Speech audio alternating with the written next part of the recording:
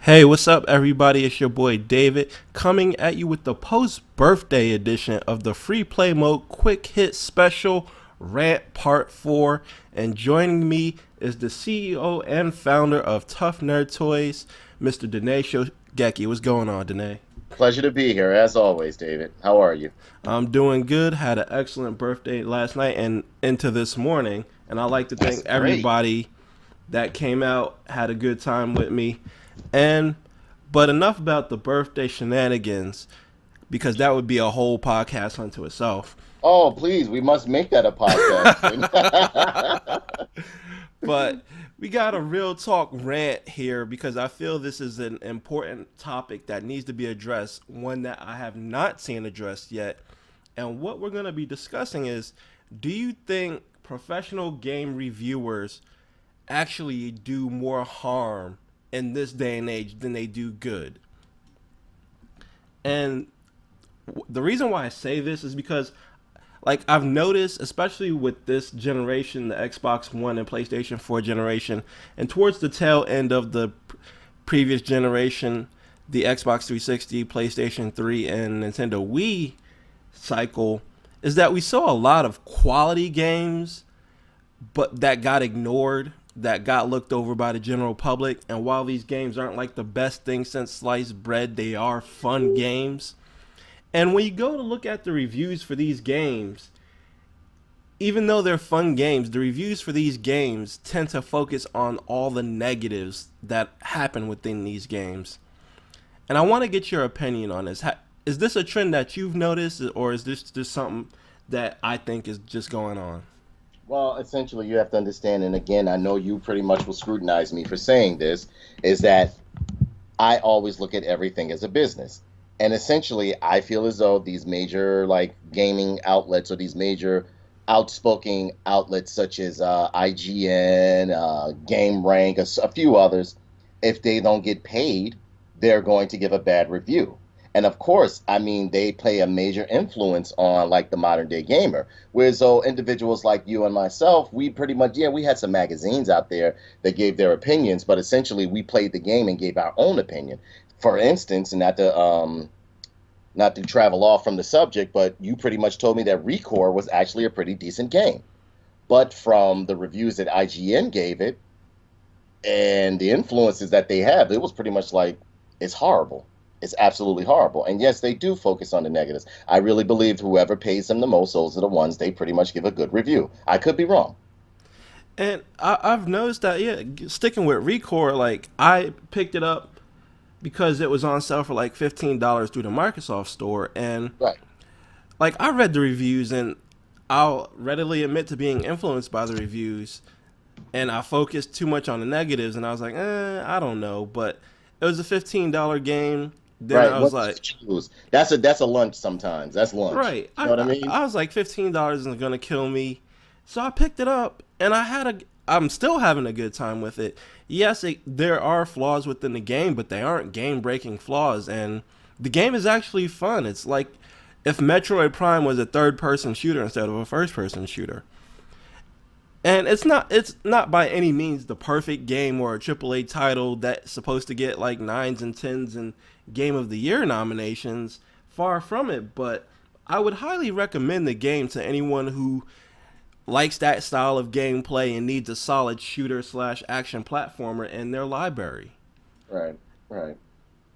Yeah, because as you stated, I mean, and again, every now and then I have to pretty much detach myself from the reviewers, like the mainstream reviewers, because I Recore was a game itself. And again, we're not being paid to plug this or anything, but Recore was actually a game that I did happen to play and I enjoyed it. But initially, when I was informed, pretty much I watched the IGN review, I was like, nah, this is going to be garbage, so on and so forth. And I usually don't allow myself to get influenced like that. But, good thing you came through, let me know, or like, and pretty much inform me, like, yo, check out Recore. It's actually not bad at all. It harkens to a time of good arcade gameplay and, like just having pure fun. So I checked it out. And that brings me to the next question. at hand is, do you believe the age and the era of the professional game reviewer has outlived its usefulness now that we live in the era of social media and like Facebook and YouTube and all these other platforms where the average user who isn't spurred on by, oh, if I don't get paid by this company, I'm not gonna give this game the time of day. This is the average consumer going out and purchasing a game and giving their honest opinion on it. They're not looking for the flaws in the game, they're looking to have a good time. And that's what you see when you see these videos from these YouTubers and you see these posts by these Facebook people, is that they're going into these games with optimism. They're not biased one way of the or the other, so to speak. I would agree. I would agree. Yes, I do. And again, I wouldn't say, I don't want you to ever think I'm the pessimist whenever it comes to, us doing a show together, because I definitely enjoy being on the show, but I just like to offer a difference of opinion. But in this instance, I definitely agree with you, because you have there's access to more information now, and everyone's pretty much a reviewer now. So yeah, the mainstream reviewers that you spoke of, like IGN, they're completely irrelevant if you ask me now. Because a lot of times, if I really want to see how a game is, I don't go to IGN or go to like these mainstream reviewers or whatever. I go straight to Twitch, or either I'll just go check out somebody on YouTube, see how they're playing it. I actually love looking up the lower level individuals that are on YouTube and on these creative platforms and see what they have to say. Yeah, exactly. Because like, let's face it. Like back when we were coming up, like magazines like EGM and Game Pro and Game Fan, those were pretty much the only sources that you had in terms of video game coverage and video game journalism when it came to reviews. Like, yeah, like games, because we weren't playing with our own money. Like this was our parents' money, so we Right, we had to exactly. be informed. We were like, okay, now that I've got the information, I can go to mom or dad. Like, hey, can you drop $50 on this game for me? And now we're playing with our own money. We're adults. Plus, even kids these days have access to YouTube and Twitch, so they can Right. make an even better informed decision. Now, that's not to say that IGN and GameStop and game trailers don't serve a purpose with video game journalism, because we can treat them like the New York Times and other legitimate news outlets just for video games, because they have access that we do not have access to. But as far as playing the game and going with a an opinion on it, it's hard to trust them to give an unbiased opinion these days, because you said if the It's company a who, business. yeah, It's a it's a business. business. It's a business. If the company doesn't grease some Let's really be honest palms, here. Let's really be honest here, David. We are both businessmen. We know that all of the, I mean, essentially, you have to do what makes the money. And I'm not going to believe that. I'm not going to say every review they've given is pretty much funded, but the majority of them are, because it is a business. They have people to pay. There's a payroll, so on and so forth. So yeah, you're not going to tell me a few of those companies don't come through, if not the majority of them come through and like, look, we'll pay you this amount of money. You got to give our game a good review, so on and so forth. Because there have been games that they reviewed and swore it was like the best thing since toilet paper, and it was horrible. and like So I mean, one incident like sticks out in my mind, and I know you remember this one, is the editor. He's the editor of Giant Bomb. Gersman got oh fired yeah, from yeah, yeah, GameSpot yeah. because he gave Kane and Lynch a negative review, and like Eidos and I think it was, yeah, Eidos put the pressure on GameSpot's PR people to fire him, because they paid GameSpot a hell of a lot of money for a Exactly. good And review. that's what exactly. And if you can even go back to when we were young, remember what I think it was Game Informer. It was one of those book magazines that they actually went to court. They had took them to court because they were taking so many payoffs to get these games reviews and like good reviews and stuff like this, and these games were crap. And it was actually it turned into a major lawsuit. I get next show that we have, I'll definitely bring it up. I'll find it and bring it up, and Hmm. I'll bring the send you the link, because I remember when I was young, it was a big thing, and a bit and the magazine ended up going out of business, because I'm trying to remember which one it was. It wasn't Game Informer, it was Game something. And these guys were notorious for taking payoffs and like Game Pro. It was Game Pro. was it Game Pro? I think it was Game Pro. It was one of them. They were notorious for taking like payoffs to make sure, because back then, if it, in the gaming books, if it said it was good, it was instantly a hit.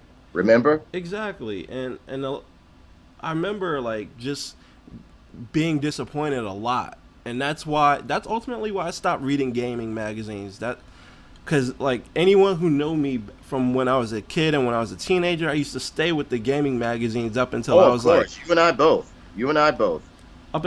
14, 15. Then I was like, man, because then I started messing with my own money and buying games, and I was like, man, this is shit. I can't do this. I really can't. Right.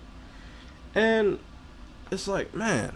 But then you Well, run into the problem because YouTube is becoming such a viable medium for getting the word out about your oh, game. of course. So I mean, like you have individuals that are younger than us. I mean, like, and they're becoming like voices for like the people in terms of the gamers.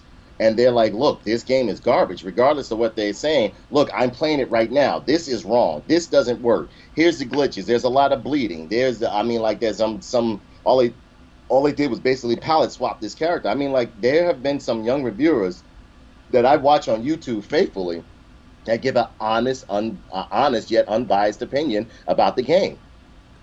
And I think that, well, I don't think that. I know that gaming companies are seeing where the shift is happening. So you're getting a lot of sponsored reviews out there, and good thing that it is in the YouTube terms of service that the person making the video has to say that Yes, this is a exactly. sponsored video. But Because, not to interrupt you, because as a matter of fact, Review Tech USA, he now has to say that, look, that I am either sponsored or not sponsored by this, because it was the one, I think he got in trouble because he sponsored something and then come to find out it was a faulty product, and then people were trying to sue him. It was just a big fiasco. So in a way, it's good that now you have to pretty much, like, because like even sometimes when I do my toy reviews, if they sent me the figure, I'll let people know. But nine times out of I mean, I've had NECA send me a few figures, but and I will let people know, like, look, this was given to me by such and such and such and such. You know what I mean? Or right, I'll put down in the description, like, look, this is what was given to me by such and such. Or either I'll just be like, no, this I wasn't funded, or this wasn't given to me by so on and so forth. So da da da da da. yeah, But like you said, it's changing now. It's a big shift happening. In I, all actuality, David, I actually believe we're going to go through a slump in gaming for a while there. Things are actually going on a downhill slope, if you ask me. Things are looking very bleak and bad. I agree to an extent, but like I don't think that I would take it one step further and say like, look, if at best a company is only allowed to give you a product to review, and you have to say like, hey, this they gave me this product to review. I'm not gonna be biased either way just because they gave me this product to review, and I think that should be a disclaimer in any sponsored video, you know. Right, right, right. And it's getting to the point where a lot of these bigger YouTubers, these companies see these bigger YouTubers as outlets to get their product out, and they know that more so than before, like people who consume social media are essentially lemmings, and they'll go with what these big time YouTubers or social media users say is the new hotness. So, Yeah, yeah, but but at the same token, it there you have to understand the modern day gamer and the majority of individuals who like consume social media, as you stated, they're smarter now. They're becoming more like this new gamer is smarter, and but not to mention they have a short attention span. So with that being said, you have a lot of them that are actually uh, they're rebelling against this corporate, or how can I say, this machine of mass influence in certain aspects. Because when I look at a lot of comments on like these major game reviewers like IGN, so on and so forth, a lot of people are just crapping on them. They're saying like mean stuff. I mean, like they're like, nah, this was paid for by such and such. They'll even like how can I say, heckle them. It's getting bad. It's getting real bad. It's getting real bad. And like they like even the younger gamers, they know like they even know like certain companies are paying these people to say these things. So it's turning basically into another Game Informer or Game Pro thing. But here's another trend that a lot of people need to start paying attention to is that when games do get bad reviews, like people are not trusting the bad review and they're like, I need to Right. see this for myself, and they'll go out and buy a bad game just to see if it's legitimately bad or not. Right. And I've done it many of times. I've that's done a it many of times. that's a good and bad thing, because like it's a good thing because a badly reviewed game may not be the best game in the world, but it may be a fun game. Right. And then you may have a badly reviewed game that is legitimately bad, and you just blew $60 on a broken game. Dead Rising 4. Well, let's not talk about Dead Rising because I've had my fill of Dead Rising and I'm kind of done with Dead Rising. But Yeah, and you would definitely be done with this one. But, let's stay on topic because that's for another show, and I'm definitely willing to come on the show and talk to you about it. oh, I'll definitely cue that one up. Oh, God. But yeah. So what did you think about Star Wars? Star Wars was fucking excellent. I loved it. I absolutely loved it. I got up early in the morning to go see it. I got up early in the morning to go see it. Like, I wasn't disappointed. I didn't feel as though they divulged too or like drifted too far away from the original story. As I try to tell people, I said it is called a Star Wars story. It's one of the many stories within the mythos of Star Wars. So therefore, and this one I felt as though fit right in. The story was great. I felt like a kid again watching Star Wars. It basically focused on war, sacrifice, and what I really liked is that they showed that the rebels weren't always good either. You understand what I'm saying? So I mean, like it was a lot in that movie that pretty much harkened to a good time of good story making. Not to mention, they also said that George Lucas sat over the team or sat over I forgot his name that did this film because he did the new Star Trek if I'm not mistaken too. mm-hmm. They said he allowed him to sit over and counsel and took counsel from him in terms of creating this film, and I think they did an excellent job, David. I loved it from beginning to end. I loved it too, and we'll definitely have to do a podcast discussing Star Wars because a lot of people went into it with very, very low expectations and came out pleasantly pleased. Exactly. So this has been the end of our rant in regards to, is the mainstream gaming media from a review standpoint absolutely necessary? And the verdict on that is a resounding no. Yep. According to us, at least. We want to know what you think in the comment section below. Why do you think gaming, like the mainstream gaming media, is necessary? If you feel that way, why don't you think it's necessary if you feel that way? If you want to be extra creative, create a video comment. Give this video a thumbs up or thumbs down. And That's before right. we get on out of here, you want to head on over to toughnerdtoys.com, and that's your one-stop place for all your collectible needs and your video gaming needs too. Yep. So, Dene, before we get out of here, do you got anything to say? Yeah, just check out the YouTube channel on Tough Nerd Toys. We have a YouTube channel as well. And me and David, we work in free play mode. We work in tandem with each other. So if there's ever anything you need to ask, you can leave down in the comment section. We have a Twitter, Facebook, everything. Everything. So, check us out. Hit a like up there. Share it. Share both videos, both free play mode and Tough Nerd Toys. Let us know what you think. Let us know what you would like for us to review and talk about in the future. All right, thank you for coming on, Dene. It's always a pleasure.